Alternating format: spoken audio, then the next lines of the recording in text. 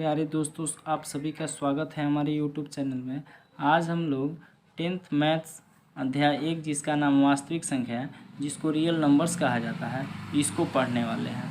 तो इसमें जो जो महत्वपूर्ण चीज़ें हैं पहले उनको हम लोग पढ़ लेते हैं, उसके बाद हम लोग एक्सरसाइज को शुरू करेंगे। तो सबसे पहले हम लोग पढ़ेंगे प्राकृत संख्या। प्राकृत संख्या किसे कहते हैं? तो जो गिनती की संख्या है उसे प्राकृत संख्या कहा जाता है। और गिनती की संख्याओं को n से सूचित किया जाता है, अर्थात प्राकृत संख्या को n से सूचित किया जाता है। और गिनती की संख्या कहाँ से गिनती शुरू होती है? 1 से। 1 2 3 4 कहाँ तक जाती है? तो ये गिनती अनंत तक जाती है, गिनती का कोई अंत नहीं होता है। तो प्राकृत संख्या किसे कहते हैं? गिनती की संख्याओं को प्राकृत संख्या कहा जाता है। प्राकृत संख्या को n से सूचित किया जाता है। और सबसे छोटी प्राकृत संख्या 1 होती है, जबकि सबसे बड़ी प्राकृत संख्या का अनुमान नहीं लगाया जा सकता है। प्राकृत संख्या के बाद हम लोग पढ़ते हैं पूर्ण संख्या, जिसको इंग्लिश में बोला जाता है होल नंबर। पूर्ण संख्या गिनती की संख्याओं के पहले शून्य शामिल कर देने से यह पूर्ण संख्या हो जाती है। गिनती की संख्याओं के पहले शून्य मिला देने से जो संख्याओं की सूची प्राप्त होती है उसे पूर्ण संख्या कहते हैं। जैसे 0 1 2 3 ... कहाँ तक? अनंत तक। तो पूर्ण संख्याओं को W से सूचित किया जाता है। और सबसे छोटी पूर्ण संख्या 0 है। और सबसे बड़ी प्राकृत संख्या का पूर्ण संख्या का अनुमान नहीं लगाया जा सकता है। इसके बाद हम लोग पढ़ते हैं सम संख्या,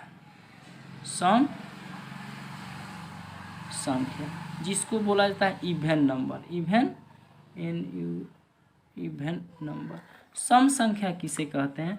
तो ऐसी संख्या जिसमें 2 से पूरा भाग लग जाए, वैसी संख्या जिसमें 2 से पूरा भाग लग जाए उसे सम संख्या कहते हैं। जैसे 2 4 6 8 10 इत्यादि, ये सारी संख्याएं सम संख्या हैं, क्योंकि इसमें 2 से भाग लग जाएगा। ये संख्या ऐसे भी लिखी हो तो भी इसको हम सम संख्या ही कहते हैं। सम संख्याएं जो होती है वह 2m के रूप की होती है या 2q की रूप की होती है। इसके बाद है विषम संख्या। विषम संख्या किसे कहते हैं? जिसको ऑड नंबर बोला जाता है। तो वह संख्या जिसमें 2 से पूरा भाग नहीं लगे उसे विषम संख्या कहते हैं। जैसे 1 3 5 7 9 इत्यादि, ये संख्याएं भी इस रूप की हो सकती है। सम संख्याएं जो होती है वह 2m + 1 या 2m - 1 के रूप की होती है। तो चलिए इसको एक बार हम बढ़िया से देख लेते हैं। सबसे पहले प्राकृत संख्या, जिसको इंग्लिश में नेचुरल नंबर कहा जाता है। तो गिनती की संख्याओं को प्राकृत संख्या कहते हैं। ये संख्याएं 1 से लेके अनंत तक लिखी जाती है। इसे n से सूचित किया जाता है। जैसे n 1 2 3 4 ... अनंत तक। इसके बाद जो हमारी दूसरी संख्या है वह पूर्ण संख्या, जिसको इंग्लिश में होल नंबर कहा जाता है। तो प्राकृत संख्याओं के पहले शून्य लगा देने से वह पूर्ण संख्या हो जाती है। पूर्ण संख्याओं को W से सूचित किया जाता है। W = 0 1 2 3 4 ... कहाँ तक? अनंत तक। उसके बाद है सम संख्या, जिसे इवन नंबर कहा जाता है। वैसी संख्या जिसमें 2 से पूरा भाग लग जाए उसे सम संख्या कहते हैं। जैसे +-2 +-4 +-6 +-8 इत्यादि। सम संख्याओं का रूप 2m या 2q या 2n होता है। इसके बाद है विषम संख्या, जिसे ऑड नंबर कहते हैं। वैसी संख्या जिसमें 2 से पूरा भाग नहीं लगे उसे विषम संख्या कहते हैं। जैसे +-1 +-3 +-5 इत्यादि। विषम संख्याओं का रूप 2m+1 या 2m-1 होता है। इसके बाद है पूर्णांक संख्या, जिसको इंग्लिश में इंटीजर्स नंबर कहा जाता है। पूर्णांक संख्या किसे कहते हैं? तो जितनी पॉजिटिव संख्याएं हैं, इसके अलावा निगेटिव संख्या है और जीरो है। निगेटिव संख्या, पॉजिटिव संख्या और जीरो, इस सब के संग्रह को पूर्णांक संख्या कहते हैं। अर्थात हम कह सकते हैं कि शून्य सहित धनात्मक और ऋणात्मक संख्याओं के समूह को पूर्णांक संख्या कहते हैं। जैसे 1, 2, 3, 4 ... अनंत तक ये संख्याएं धनात्मक है। इसमें शून्य भी शामिल होती है। इसके अलावा इसमें ऋणात्मक संख्याएं भी शामिल होती है।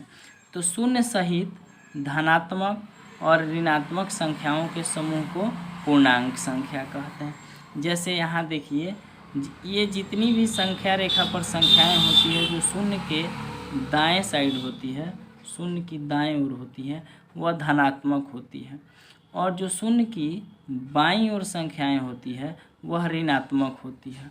शून्य जो है ये ऐसी संख्या है जो न तो धनात्मक और न ही ऋणात्मक होती है। यहाँ बढ़िया से देख लेते हैं। शून्य सहित धनात्मक और ऋणात्मक संख्याओं के संग्रह को पूर्णांक संख्या कहते हैं। इसे z से सूचित किया जाता है। जैसे z बराबर माइनस वाली जो संख्याएं हैं, -1, -2, -3 ... तक पूरी संख्याएं पूर्णांक है। पूरी ऋणात्मक संख्याएं पूर्णांक संख्याएं होती हैं। शून्य भी पूर्णांक संख्या है। इसके अलावा जितनी धनात्मक संख्याएं होती है सभी पूर्णांक संख्याएं होती हैं। नेक्स्ट है परिमेय संख्या, रेशनल नंबर्स। वैसी संख्या जिसे p/q के रूप में लिखा जा सके, जहां p और q पूर्णांक हो तथा q शून्य के बराबर न हो, तो ऐसी संख्याओं को परिमेय संख्या कहते हैं। परिमेय संख्याओं को q से सूचित किया जाता है। ऐसी संख्या परिमेय संख्या को q से सूचित किया, वैसी संख्या जो p/q के रूप में हो, जहाँ p और q क्या होना चाहिए? पूर्णांक। पूर्णांक अभी हम लोग पढ़ के आ रहे हैं। पूर्णांक का मतलब होता है कि संख्याएं माइनस में भी हो सकती हैं, संख्याएं शून्य भी हो सकती हैं, इसके अलावा धनात्मक भी हो सकती है। तो परिमेय संख्या उसको कहेंगे जो p/q के रूप में हो, लेकिन ये जो अंश है q के स्थान पर कभी भी 0 नहीं होना चाहिए। जैसे 7/8 परिमेय संख्या है, क्योंकि इसे p/q के रूप में लिखा जा सकता है। -6/19 परिमेय संख्या है। -4 भी परिमेय संख्या है, क्योंकि यहाँ हर के स्थान पर 1 लिखा जा सकता है। 0 भी परिमेय संख्या है, क्योंकि इसके नीचे भी 1 लिखा। ध्यान रहे, ये 5/0 परिमेय संख्या, किसी भी परिमेय संख्या के हर के स्थान पर कभी भी 0 नहीं होता है। अगर 0 हो गया तो इसका वैल्यू इन्फिनिटिव। 0/5 परिमेय संख्या है, बट 5/0 परिमेय संख्या नहीं है। 0 परिमेय संख्या है, क्योंकि 0/1 हम लिख सकते हैं, लेकिन 1/0 परिमेय संख्या नहीं है, क्योंकि कह रहा है कि q कभी भी शून्य के बराबर नहीं हो सकता है। 1.5 भी परिमेय संख्या है, क्योंकि इसे भी p/q के रूप में लिखा जा सकता है। इसको हम 15/10 लिख सकते हैं।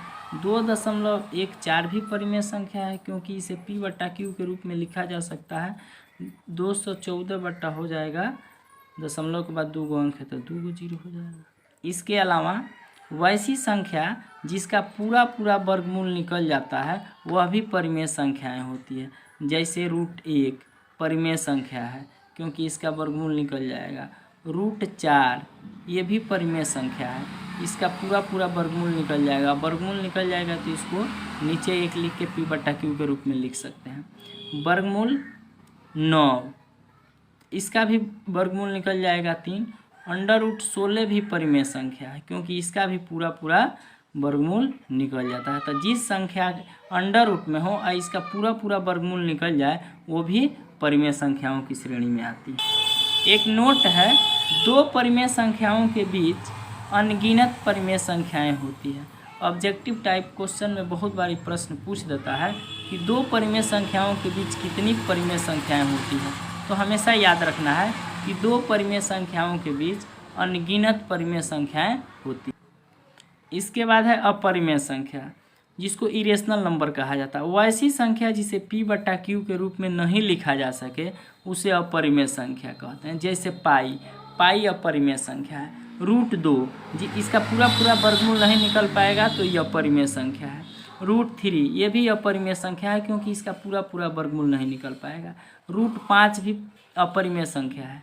√7 भी अपरिमेय संख्या है। इसके अलावा जितना भी दशमलव के रूप में संख्याएं हों और जिसका दशमलव प्रसार अशांत अनावर्ती हो वो भी अपरिमेय संख्याओं की सूची में आता है। 0.10, 100, 100, इस तरह की जो संख्या है वो अपरिमेय संख्याओं में आती है। इसके अलावा 2.15, 155, 1555 इत्यादि, तो इस तरह की जो संख्याएं होंगी उसको अपरिमेय संख्या कहें। अब मेन है जो हमारे चैप्टर का नाम है वास्तविक संख्या, रियल नंबर। तो परिमेय संख्याओं और अपरिमेय संख्याओं के समूह को वास्तविक संख्या कहते हैं। वास्तविक संख्या को r से सूचित किया जाता है। वास्तविक संख्या किसे कहते हैं? तो परिमेय संख्या और अपरिमेय दोनों के संग्रह को वास्तविक संख्या कहते हैं। हम लोग अभी पढ़े हैं परिमेय संख्या कहते हैं जिसे p/q के रूप में लिखा जा सके। जैसे प्राकृत संख्या, प्राकृत संख्या भी परिमेय संख्या है क्योंकि जितनी प्राकृत संख्या है सबको p/q के रूप में लिखा जा सकता है। पूर्ण संख्याएं भी परिमेय संख्याएं हैं क्योंकि इसे भी p/q के रूप में लिखा जा सकता है। पूर्णांक संख्या अर्थात माइनस वाली संख्या, शून्य, प्लस वाली संख्या, ये सभी संख्याएं भी परिमेय संख्या है।